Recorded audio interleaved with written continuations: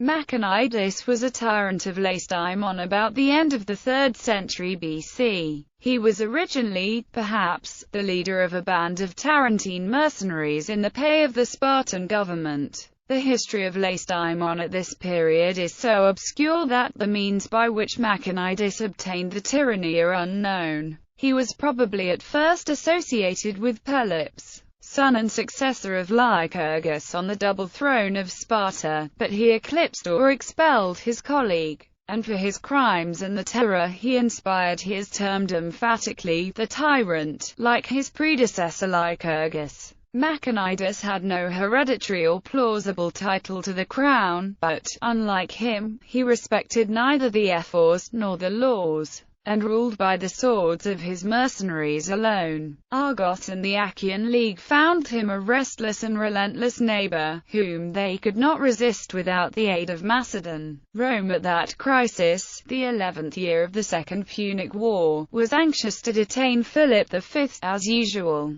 Unscrupulous in the choice of its instruments, employed him as an active and able ally. Machanidas revered the religious views of Greece as little as the political rights of his own subjects. Towards the close of the Aetolian War, in 207 BC, while the Greek states were negotiating the terms of peace, and the Hellenes were making preparations for the next Olympic festival, Machanidas projected an inroad into the sacred territory of Elis. The design was frustrated by the timely arrival of the king of Macedon in the Peloponnesus, and Machanidas withdrew precipitately to Sparta. But the project marks both the man and the era, an era equally void of personal, national, and ancestral faith. At length, in 207 BC, after 8 months' careful preparation, Philipmon, captain-general of the cavalry of the Achaean League, delivered Greece from Machanidas. The Achaean and Lacedaemonian armies met between Mantinea and Tegea. In the Battle of Mantinea, the Tarentine mercenaries of Machanidas routed and chased from the field the Tarentine mercenaries of Philipmon. They pursued, however, too eagerly, and when Machanidas led them back, the Lacedaemonian infantry had been broken, and the Achaeans were strongly entrenched behind a deep fosse.